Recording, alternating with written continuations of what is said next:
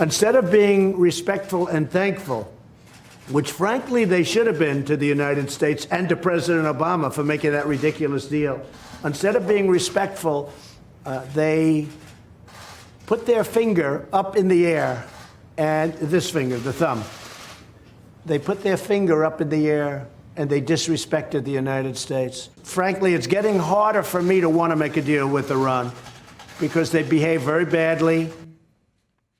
For more complete analysis, let's turn to Lieutenant Colonel Hal Kempfer, retired Marine Corps intelligence officer and president of KIP, a strategic risk management firm, and also live from London for us, UK and Europe correspondent Jonathan Sacerdoti. Thank you both for joining us. Jonathan, we'll start with you in London. UK Foreign Secretary Jeremy Hunt announced new measures today to support and also protect the passage of ships in the Persian Gulf. What's really the plan, and what other steps are being considered to put pressure on Iran to release the tanker and also to deter the regime from any further provocations? Well, Jeremy Hunt certainly didn't rush into saying what Britain was going to do in response to this. And after 3 Cobra meetings, that's the Emergency Cabinet Committee, he did speak in the House of Commons today, saying that Britain took this extremely seriously, even calling it an act of piracy by the Iranians. But he was very keen throughout his statement in the House of Commons to say that Britain does not want to escalate tensions in the Persian Gulf. He said it so many times it became something of a refrain. However, he said that Britain would be reaching out and had been reaching out to international partners to form a European-led maritime force who would be able to help patrol the Strait of Hormuz, making it easier and safer for British ships to sail through there. So, Hal, the British plan, as Jonathan points out, to guarantee freedom of navigation, it sounds pretty similar to the plan that was put forward by the Pentagon. And that plan was put forward before Iran seized the British tankers. And yet we heard Jeremy Hunt, the British Foreign Secretary, he said that this maritime protection mission is not part of the U.S. maximum pressure campaign. How do you explain that, given all Iran's actions, it's still so difficult for President Trump to win over European support, even from the UK? Well, there's a lot of history that's gone on there, Tull. There's a lot of pushback from Europe and certainly countries like France and Germany, but also Nordic countries. You got to remember the tanker that was seized was actually owned by a Swedish company. They don't want to be seen as just taking direction from the United States. So the interesting thing is what the UK is kind of proposing is using kind of some of the mechanisms, if you will, under the European Union to lead this thing. And it seems to be almost an EU response, which is rather odd considering their Brexit situation. But it's a math issue. It's putting enough ships within the strait at any given time to respond.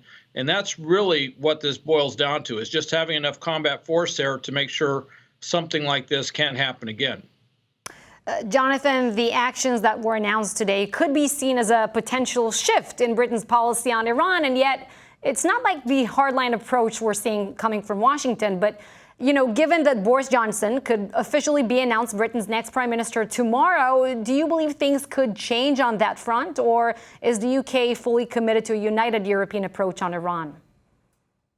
It seems likely that whatever happens tomorrow with the new Prime Minister, likely to be Boris Johnson, as you say, but possibly could be Jeremy Hunt himself, the current Foreign Secretary, things may not change. Britain is quite adamant that it wants to stay aligned with the European position on Iran, specifically in relation to the nuclear deal.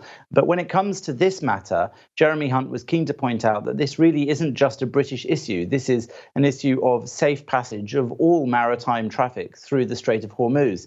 And Britain's threat now, or rather the threat to Britain now from Iran, is a threat to the whole of the world in general, especially to Europe and the West.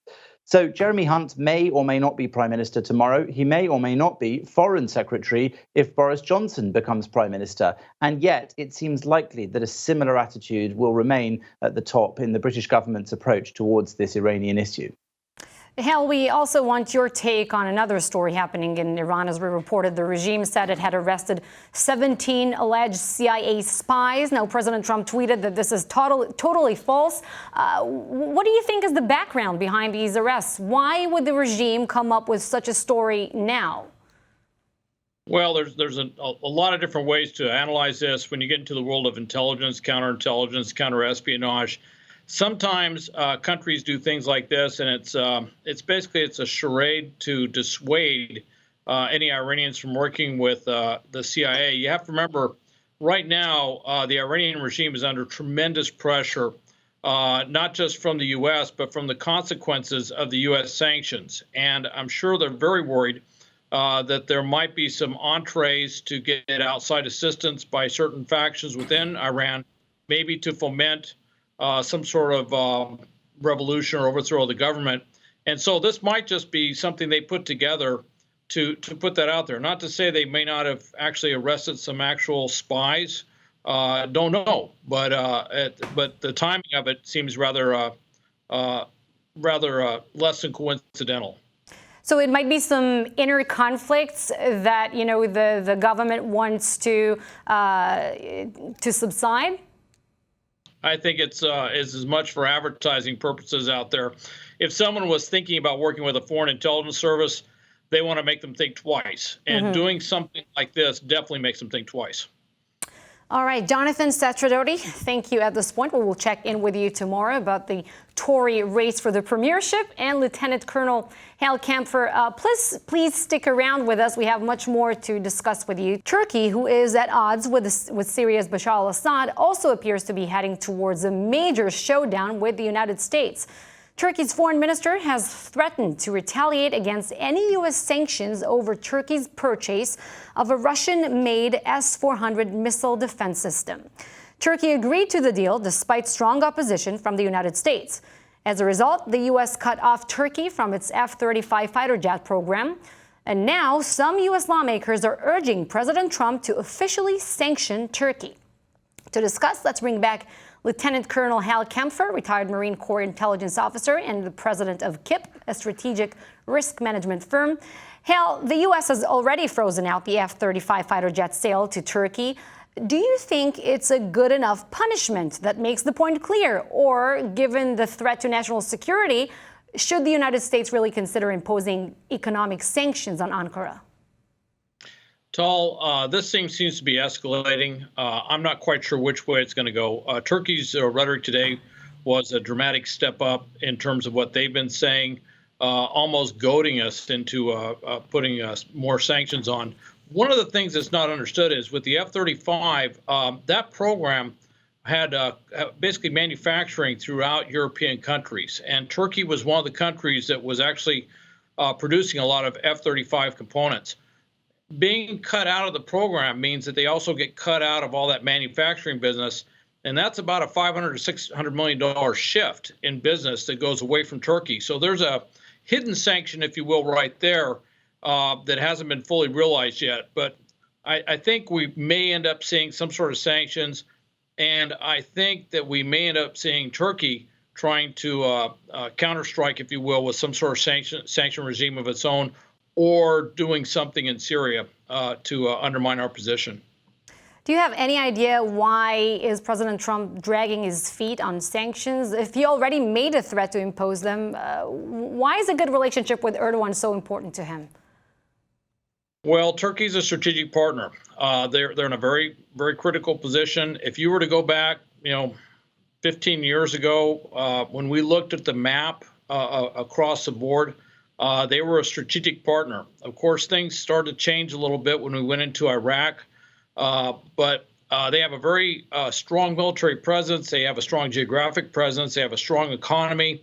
They've had a strong democratic government there for quite some time, with exception being the current government, if you will. And so they were a trusted partner. And of course, we have a major military presence there. So we don't want to just arbitrarily throw that away. Because we have a vested interest in Turkey maintaining its partnership with us and being a partner within NATO.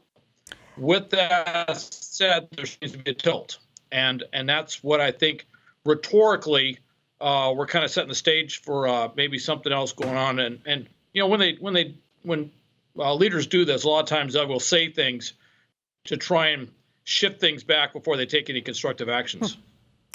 Hal, here's the part that I don't get about the S-400 purchase, and maybe you can explain. Turkey and Russia These are two forces that are fighting in Syria, but their interests in the country right now are very different. Russia is bombarding the Idlib province in the northwest, whereas Turkey supports the Sunni rebels there. They even send them ammunition.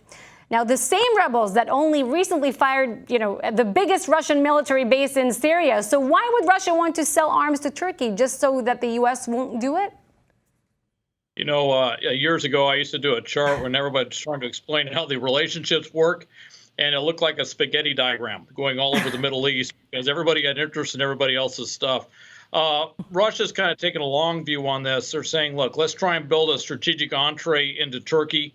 The issue with Syria, I think they say that'll somehow move aside at some point, but this is a longer game that they're trying to do. Of course, the problem is that we wouldn't sell Patriot missiles to Turkey, so they're looking elsewhere. And if we could somehow shift that around, that may change it.